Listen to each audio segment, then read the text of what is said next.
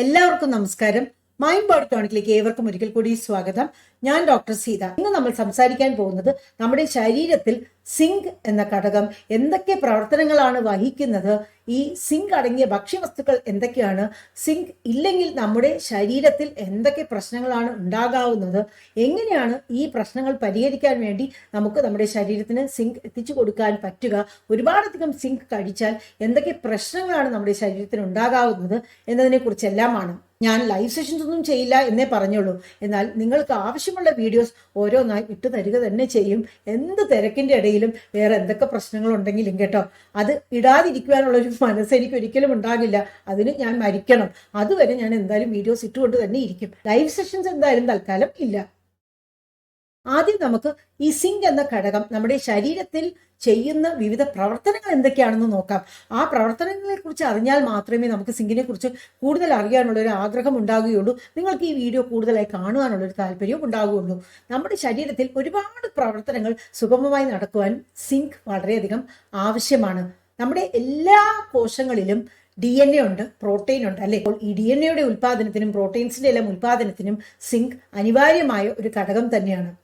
എല്ലാ കോശങ്ങളുടെയും ആരോഗ്യം സംരക്ഷിക്കുക എന്നതിനർത്ഥം എന്താ?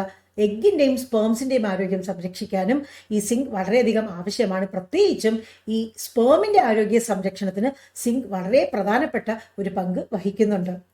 നമ്മുടെ ശരീരത്തിന്റെ രോഗപ്രതിരോധ ശക്തി വർദ്ധിപ്പിക്കുവാനും നമുക്ക് ഈ ബാക്ടീരിയ, വൈറസ്, മറ്റു അണുക്കൾ എന്നീ പലതരം ഈ രോഗാണുക്കളിൽ നിന്നും ഓരോ തരത്തിലുള്ള ഇൻഫെക്ഷൻസ് വരുന്നത് തടയുവാനും സിങ്ക് ഒരു വലിയ പരിധിവരെ നമ്മെ സഹായിക്കും.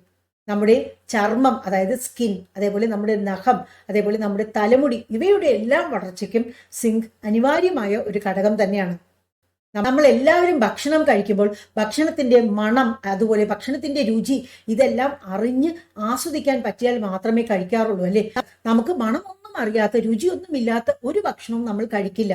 അപ്പോൾ നമ്മൾ കഴിക്കുന്ന ഭക്ഷണങ്ങൾക്ക് ഉള്ള രുചിയും അതേപോലെ അതിന്റെ മണവുമെല്ലാം നമുക്ക് നന്നായി തിരിച്ചറിയുവാൻ സഹായിക്കുന്ന ഒരു പ്രധാന ഘടകം തന്നെയാണ് സിങ്ക്.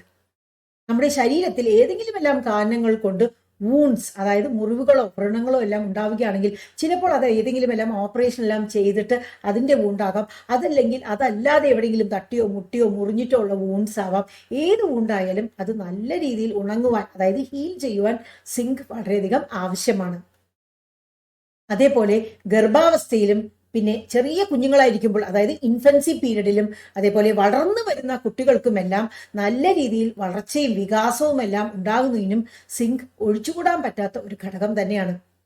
അപ്പോൾ ഇത്രയെല്ലാം പ്രവർത്തനങ്ങൾ സിങ്കിനുണ്ടെങ്കിൽ തീർച്ചയായും അതിനെക്കുറിച്ച് നമ്മൾ കൂടുതൽ അറിയേണ്ടത് വളരെ ആവശ്യമാണ് അല്ലെ. ഏതൊക്കെ തരം ഭക്ഷണങ്ങളിലാണ് അത് നമുക്ക് ലഭിക്കുന്നത്? ചില ഉദാഹരണങ്ങളെല്ലാം ഞാനിവിടെ പറയാം.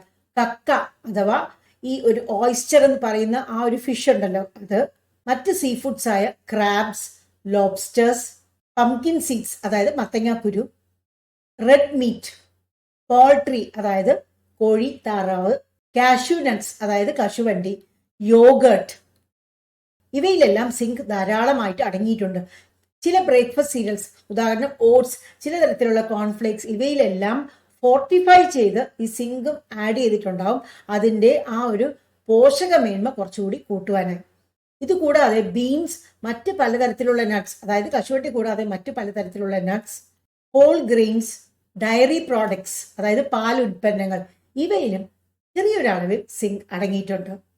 പ്രശ്നം എന്താന്ന് വെച്ചാൽ പ്ലാന്റ് സോഴ്സസിൽ നിന്നും നമുക്ക് ലഭിക്കുന്ന സിങ്ക് ഉണ്ടല്ലോ, നമ്മുടെ ശരീരത്തിന് അത്ര നല്ല രീതിയിൽ അബ്സോർബ് ചെയ്യാൻ പറ്റില്ല. കാരണം ഫൈറ്റേറ്റ്സ് എന്ന് പറഞ്ഞ ആന്റി ന്യൂട്രിയന്റ് ഘടകം ഈ പ്ലാന്റ് സോഴ്സസിലെല്ലാം അടങ്ങിയിട്ടുണ്ട്. അപ്പോൾ അതിനാൽ തന്നെ അനിമൽ സോഴ്സസിൽ നിന്നും നമുക്ക് സിങ്ക് ലഭിക്കാൻ പറ്റിയാൽ അതായിരിക്കും ഏറ്റവും നല്ലത്. എന്നിരുന്നാലും ഈ പംകിൻ സീഡ്സ്, അതേപോലെ ഹോൾ ഗ്രെയിൻസ്, ഇവയിൽ നിന്നുമെല്ലാം സിങ്ക് കുറച്ചുകൂടി നല്ല രീതിയിൽ നമുക്ക് അബ്സോർബ് ചെയ്യാൻ പറ്റും, ബാക്കി ഈ ബീൻസ് പോലെയുള്ള പ്ലാന്റ് സോഴ്സിൽ നിന്നും അബ്സോർബ് ചെയ്യുന്നതിനേക്കാൾ.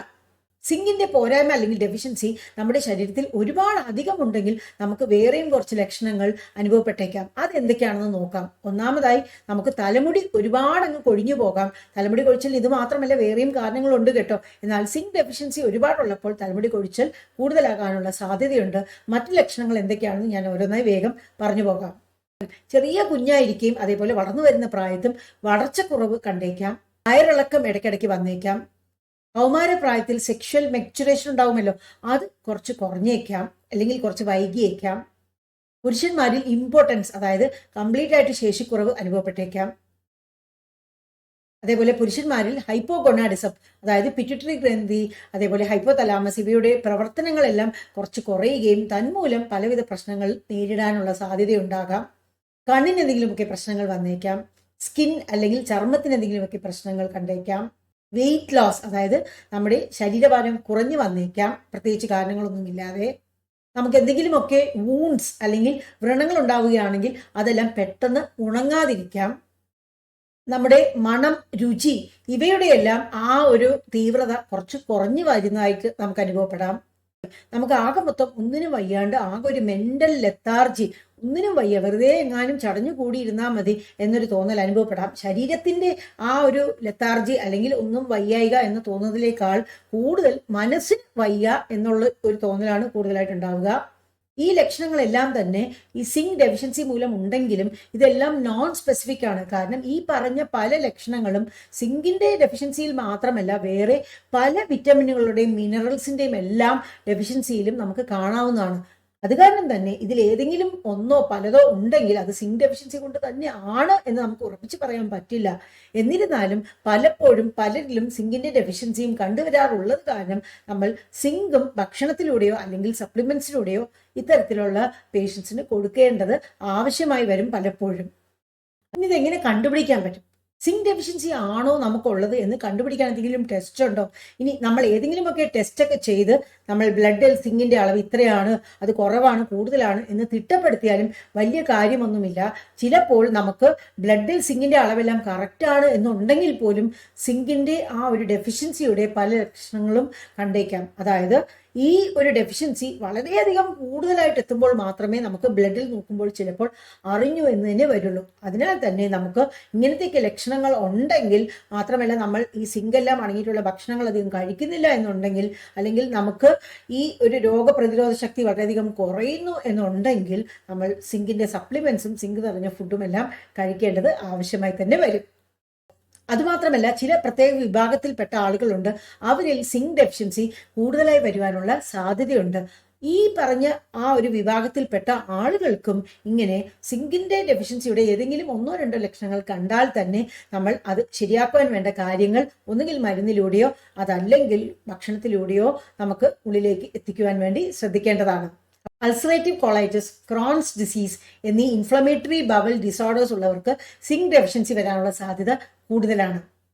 മാൽ അബ്സോർപ്ഷൻ സിൻഡ്രോം ഉള്ളവർക്കും സിങ്ക് ഡെഫിഷ്യൻസി നേരിടാനുള്ള സാധ്യത കൂടുതലാണ്. മാൽ അബ്സോർപ്ഷൻ എന്ന് പറഞ്ഞാൽ നമ്മൾ എന്ത് തന്നെ കഴിച്ചാലും അതിൽ നിന്നുള്ള പോഷകങ്ങളൊന്നും നമ്മുടെ ശരീരത്തിൽ നല്ലവണ്ണം അബ്സോർബ് ചെയ്ത് അത് ഉപയോഗപ്പെടില്ല. അങ്ങനെ വരുമ്പോൾ എന്താ, നമ്മൾ എന്ത് കഴിച്ചിട്ട് വലിയ കാര്യമുണ്ടോ? അപ്പോൾ സിങ്ക് അടങ്ങിയ ഭക്ഷണങ്ങൾ നമ്മൾ കഴിക്കുകയാണെങ്കിൽ അതും നേരെ ചൊവ്വേ നമ്മുടെ ശരീരത്തിന് അബ്സോർബ് ചെയ്യാൻ പറ്റില്ല. കാലപ്പഴക്കം വന്ന ലിവറിന്റെ ഡിസീസ്, കാലപ്പഴക്കം വന്ന കിഡ്നിയുടെ ഡിസീസ്, ഇവയെല്ലാം ഉള്ളവരിലും സിങ്ക് ഡെഫിഷ്യൻസി കണ്ടുവരാനുള്ള സാധ്യതയുണ്ട്.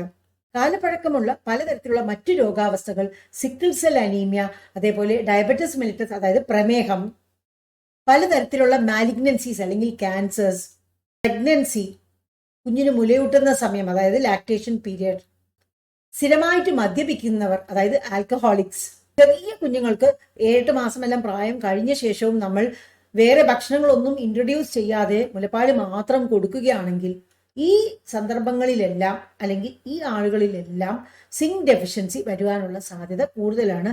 അപ്പോൾ ഈ ആളുകളിലെല്ലാം ഞാൻ ഈ മുൻപ് പറഞ്ഞ ലക്ഷണങ്ങളിൽ ഏതെങ്കിലും എല്ലാം ഉണ്ടെങ്കിൽ നമ്മൾ കുറച്ച് ജാഗ്രത പാലിക്കണം, വേണ്ട കാര്യങ്ങളെല്ലാം ചെയ്യണം സിങ്ക് ഡെഫിഷ്യൻസി നികത്തുവാൻ. അപ്പോൾ സിങ്ക് ഡെഫിഷ്യൻസി വരാതിരിക്കുവാനും അല്ലെങ്കിൽ സിങ്ക് ഡെഫിഷ്യൻസി വന്നവർക്ക് അത് ശരിയാക്കുവാനും നമ്മൾ എന്തൊക്കെയാണ് ചെയ്യേണ്ടത്? ഒന്നാമതായി ഞാൻ പറഞ്ഞതുപോലെ സിങ്ക് അടങ്ങിയ ഭക്ഷ്യവസ്തുക്കൾ നമ്മുടെ നിത്യാഹാരത്തിൽ മിക്സ് ആൻഡ് മാച്ച് ചെയ്ത് ഉൾപ്പെടുത്തുവാൻ ശ്രമിക്കുക. രണ്ടാമതായി നമ്മൾ സിങ്ക് അടങ്ങിയ സപ്ലിമെന്റ്സ് കഴിക്കുക. ഗർഭിണികൾക്ക് നമ്മൾ സാധാരണ അയൺ ഗുളികകൾ കൊടുക്കുമ്പോൾ അതിൽ അയൺ പ്ലസ് സിങ്ക് അടങ്ങിയ ഗുളികകളാണ് നമ്മൾ മിക്കപ്പോഴും കൊടുക്കുന്നത്. അത് നിങ്ങളുടെ ആ ഗുളികയിൽ ഉള്ള ആ ഒരു കമ്പോസിഷൻ നോക്കിയാൽ നിങ്ങൾക്ക് മനസ്സിലാക്കാൻ പറ്റും. അതല്ലാതെ നമ്മൾ സിങ്ക് മാത്രം അടങ്ങിയിട്ടുള്ള സപ്ലിമെന്റ്സ് ആണ് സാധാരണ നമ്മൾ ഈ സിങ്ക് ആവശ്യമുണ്ടെന്ന് തോന്നുന്നവർക്ക് കൊടുക്കുന്നത്. മൾട്ടി വിറ്റമിൻസ് ഒക്കെ കൊടുക്കുകയാണെങ്കിൽ അത് ഈ സിങ്കിന്റെ അളവ് വളരെ കുറവേ ഉണ്ടാവുകയുള്ളൂ. നമുക്ക് സാധാരണ ശരാശരി ഒരു 35 മുതൽ 50 മില്ലിഗ്രാം വരെയെങ്കിലും സിങ്ക് ഒരു ദിവസം ആവശ്യമാണ്. അതൊന്നും തന്നെ ഈ മൾട്ടി വിറ്റമിൻസിൽ ഉണ്ടാകില്ല. അപ്പോൾ നമ്മൾ സിങ്ക് പ്രത്യേകമായി സിങ്ക് അസറ്റേറ്റ്, സിങ്ക് സൾഫേറ്റ് എന്നിങ്ങനെ 2-3 ഫോംസിലാണ് നമ്മൾ കൊടുക്കുന്നത്. ഇതിൽ ഏത് ഫോംസ് കൊടുത്താലും കുഴപ്പമൊന്നുമില്ല, ഏതെങ്കിലും ഒന്ന് കഴിക്കണം, അത്രയേ ഉള്ളൂ. വിപണിയിൽ പല ബ്രാൻഡ്സിൽ സിങ്ക് ലഭ്യമാണ്. ഇങ്ങനെ ലഭിക്കുന്ന ടാബ്ലറ്റ്സ് കൂടാതെ ചില ലോസഞ്ചസ്, അതായത് നമ്മൾ ചുമയെല്ലാം വരുമ്പോൾ നമ്മൾ വായിലിട്ട് പതുക്കെ ഞുണഞ്ഞലിയിക്കുന്ന ഒരു തരം മിഠായി പോലത്തെ ഒരു സംഭവം ഉണ്ടല്ലോ, അതേപോലെ ചില ലോസഞ്ചസും കൊണ്ട് ഇങ്ങനെ സിങ്ക് പ്രധാന ഘടകമായിട്ടുള്ളത്. ചില ലോസഞ്ചസും ഇറങ്ങുന്നുണ്ട് കേട്ടോ. അതിനെക്കുറിച്ച് എനിക്ക് കൂടുതലായിട്ട് അറിയില്ല. ഞാൻ അങ്ങനത്തെ സിങ്ക് അടങ്ങിയിട്ടുള്ള ലോസഞ്ചസ് കഴിച്ചിട്ടില്ല, എനിക്ക് കേട്ട് കേൾവിയേ ഉള്ളൂ. ആവശ്യമുള്ള കേസുകൾക്കെല്ലാം ഞാൻ സാധാരണ സിങ്ക് ടാബ്ലറ്റ്സ് പ്രത്യേകമായി തന്നെ എഴുതി കൊടുക്കാറുണ്ട്. അപ്പോൾ ഇങ്ങനെ സിങ്ക് അടങ്ങിയ ഭക്ഷണങ്ങൾ ഒരുപാടധികം കഴിക്കുകയും അതല്ലെങ്കിൽ സിങ്ക് അടങ്ങിയ സപ്ലിമെന്റ്സ് എല്ലാം ധാരാളം നമ്മൾ കഴിക്കുകയും ചെയ്തു കഴിഞ്ഞാൽ എന്തെങ്കിലുമൊക്കെ സൈഡ് ഇഫക്ട്സ് ഉണ്ടോ, അതും നമ്മൾ അറിയേണ്ടതാണല്ലേ. സാധാരണ ഡോക്ടർമാരുടെ നിർദ്ദേശപ്രകാരം അല്ലാതെ തന്നെ സിങ്ക് എടുത്ത് കഴിക്കാതിരിക്കുന്നതായിരിക്കും നല്ലത്, പ്രത്യേകിച്ചും ഈ ടാബ്ലറ്റ് ഫോംസിലൊക്കെ. സാധാരണ ഇലമെന്റൽ സിങ്ക് എന്ന് പറയുന്നത് ഒരു 45 to 50 മില്ലിഗ്രാം ആണ് മാക്സിമം നമുക്ക് ഒരു ദിവസം ആവശ്യമായിട്ടുള്ളത്. നമ്മൾ കഴിക്കുന്ന പല ബി കോംപ്ലക്സ് വിറ്റമിൻസിലും അല്ലെങ്കിൽ ഒരുപാട് വിറ്റമിൻസ് എല്ലാം ഒരുപാട് അടങ്ങിയിട്ടുള്ള ഒരു പ്രത്യേകതരം പല ഗുളികളും ഉണ്ടാവുമല്ലോ, അതിലെല്ലാം നമ്മൾ എടുത്തൊന്ന് വായിച്ചു നോക്കിക്കഴിഞ്ഞാൽ അതിലുള്ള ആ ഘടകങ്ങൾ ഓരോന്നും എത്രയുണ്ടെന്ന് നമ്മൾ വായിച്ചു നോക്കിക്കഴിഞ്ഞാൽ സിങ്കിന്റെ അളവ് തുലവും തുച്ഛമായിരിക്കും. നമ്മൾ സിങ്കിന്റെ ടാബ്ലറ്റ് പ്രത്യേകമായി തന്നെ കഴിക്കേണ്ടതായിട്ട് വരും. ഒരുവിധം എല്ലാ സപ്ലിമെന്റ്സിലും ഏകദേശം 35 മുതൽ 50 മില്ലിഗ്രാം വരെ ഇലമെന്റൽ സിങ്ക് ആണ് അടങ്ങിയിട്ടുള്ളത്. ഒരുപാടധികം സിങ്ക് നമ്മൾ കഴിക്കുകയാണെങ്കിൽ, പെട്ടെന്ന് കുറച്ച് നാളത്തേക്ക് മാത്രം നമ്മൾ ഒരുപാടധികം സിങ്ക് കഴിക്കുകയാണെങ്കിൽ നമുക്ക് താൽക്കാലികമായിട്ട് ചില വിഷമങ്ങൾ കണ്ടേക്കാം. അതായത് നമുക്ക് ചിലപ്പോൾ ഛർദ്ദിക്കാൻ വന്നേക്കാം, ഛർദ്ദിച്ചേക്കാം, വയറുവേദന, ആകെ ഒരു ക്രാംസ്, നമുക്ക് ഈ പീരിയഡ്സ് ടൈമിലൊക്കെ വരുന്ന ആ ഒരു ക്രാംസ് ഇല്ലേ, അതല്ലെങ്കിൽ വയറിളക്കം, വല്ല ഈ വയറിന് പിടിക്കായികയൊക്കെ എന്തെങ്കിലും വരുമ്പോൾ നമുക്ക് വയറുവേദന എടുക്കില്ലേ, അതേപോലത്തെ വയറുവേദന വരാം, വയറിളക്കം വരാം, ചിലപ്പോൾ നമുക്ക് താൽക്കാലികമായിട്ട് വിശപ്പ് തോന്നിയേക്കില്ല, പിന്നെ നമുക്ക് ചിലപ്പോൾ തലവേദന അനുഭവപ്പെടാം. ഒരുപാട് കാലം നമ്മൾ ഏകദേശം ഒരു 150 മുതൽ ഒരു 400 മില്ലിഗ്രാം വരെ ഡെയിലി സിങ്ക് കഴിക്കുകയാണെങ്കിൽ പ്രശ്നം കുറച്ച് വഷളായിരിക്കും കേട്ടോ. നമുക്ക് കുറേ അധികം ബുദ്ധിമുട്ടുകൾ വരാനുള്ള സാധ്യതയുണ്ട്. നമ്മുടെ ശരീരത്തിന്റെ കോപ്പറിന്റെ അളവ് കുറഞ്ഞു പോയേക്കാം, നമ്മുടെ ശരീരത്തിന്റെ രോഗപ്രതിരോധ ശക്തി കുറഞ്ഞു പോയേക്കാം. നമുക്ക് ആവശ്യമുള്ള അളവിൽ സിങ്ക് കഴിക്കുമ്പോൾ ശരീരത്തിന്റെ രോഗപ്രതിരോധ ശക്തി കൂടുമെങ്കിലും ഒരുപാടധികം അളവിൽ ഒരുപാട് കാലം കഴിക്കുകയാണെങ്കിൽ രോഗപ്രതിരോധ ശക്തി കുറയുകയാണ് ചെയ്യുന്നത്. നമ്മളുടെ അയണിന്റെ ആ ഒരു അബ്സോർപ്ഷനും പ്രവർത്തനവും എല്ലാം കുറച്ച് താറുമാറായേക്കാം. നമ്മുടെ ശരീരത്തിന്റെ ആരോഗ്യത്തിന് വേണ്ട ഹൈ ഡെൻസിറ്റി ലൈപ്പോപ്രോട്ടീൻ, നല്ല കൊളസ്ട്രോൾ ഉണ്ടല്ലോ, അതിന്റെ അളവും ചിലപ്പോൾ കുറഞ്ഞേക്കാനുള്ള സാധ്യതയുണ്ട്. എന്നാൽ ഇതൊന്നും സാധാരണഗതിയിൽ സംഭവിക്കാത്തൊരു കാര്യമാണ്. കാരണം നമ്മൾ യൂഷ്വലി ഈ സിങ്ക് സപ്ലിമെന്റ്സിൽ ഞാൻ പറഞ്ഞ പോലെ 35 to 50 മില്ലിഗ്രാമേ എലമെന്റൽ സിങ്ക് ഉള്ളൂ. നമ്മൾ മിക്കപ്പോഴും ഒരൊറ്റ ടാബ്ലറ്റ് ഒരു ദിവസം കഴിക്കാൻ പറയാറുണ്ട്. അപ്പോൾ അത് കാരണം തന്നെ ഒരുപാട് കാലം നമ്മൾ ഒരുപാടധികം സിങ്ക് കഴിച്ചാൽ ഉണ്ടായേക്കാവുന്ന ഈ സൈഡ് ഇഫക്ട്സിനെ കുറിച്ച് ആലോചിച്ച് ബേജാറായി ആവശ്യമുള്ള സമയത്ത് ആവശ്യമുള്ള അളവിൽ സിങ്ക് സപ്ലിമെന്റ്സ് കഴിക്കാതിരിക്കേണ്ട ആവശ്യമില്ല. സിങ്ക് അടങ്ങിയ ഭക്ഷണവും കഴിക്കാതിരിക്കേണ്ട ആവശ്യം ഇല്ല. ഞാൻ ഈ പറഞ്ഞതെല്ലാം നിങ്ങൾക്ക് വ്യക്തമായെന്ന് വിചാരിക്കുന്നു.